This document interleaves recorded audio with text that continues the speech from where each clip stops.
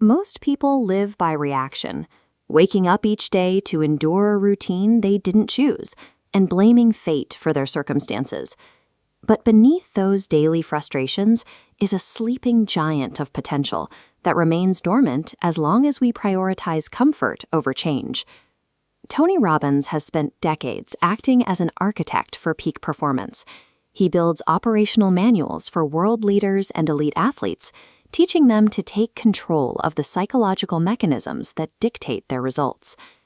Most people treat their goals as passive wishes. They want to be fit, or they hope to be wealthy. Without a commitment to action, these desires are just low-stakes interests that require no real change in behavior. A real decision is different. It is the mental act of cutting off every other possibility, similar to the ancient tactic of burning your boats upon reaching a shore. When retreat is no longer an option, the mind is forced to find a way forward. Progress then follows a specific sequence. You decide with precision, take immediate action, track exactly what is working, and adapt until you succeed. Your current environment is the cumulative result of the choices you made in the past. By raising the standard for what you decide to accept today, you begin the process of shifting your direction. Human behavior is governed by two invisible forces, the drive to avoid pain and the desire to attain pleasure.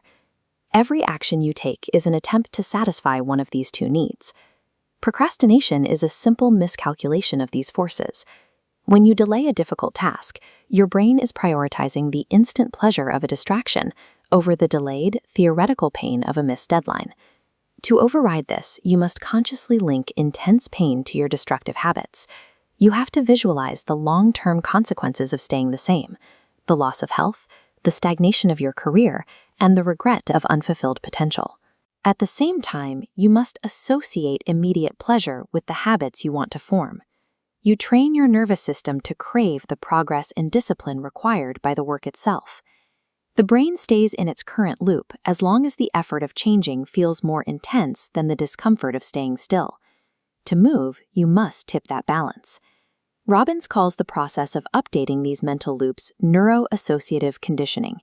It is a method for overriding stubborn habits that no longer serve you. The first step is leverage.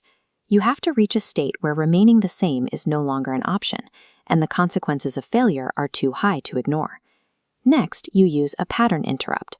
When an old craving or habit starts to take hold, you perform an unexpected physical action, like jumping up or splashing cold water on your face, to break the brain's automatic feedback loop. This conditioning reaches your beliefs. A belief is not absolute truth, but a mental construct we treat as fact.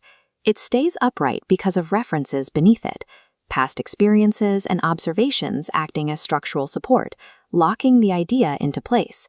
You can dismantle a limiting belief, such as the idea that you lack the credentials to succeed, by systematically finding reasons to doubt those past references and proving they are no longer relevant. You then build a new belief by looking for different references.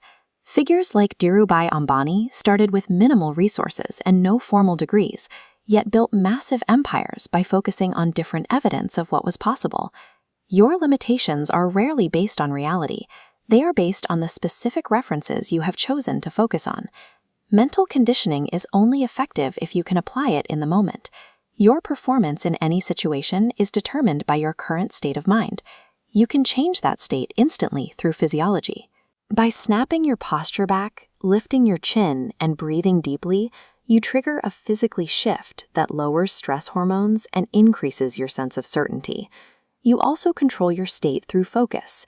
The brain delivers answers based on the quality of the questions you ask it. Instead of asking why things are failing, ask what you can do to solve the challenge.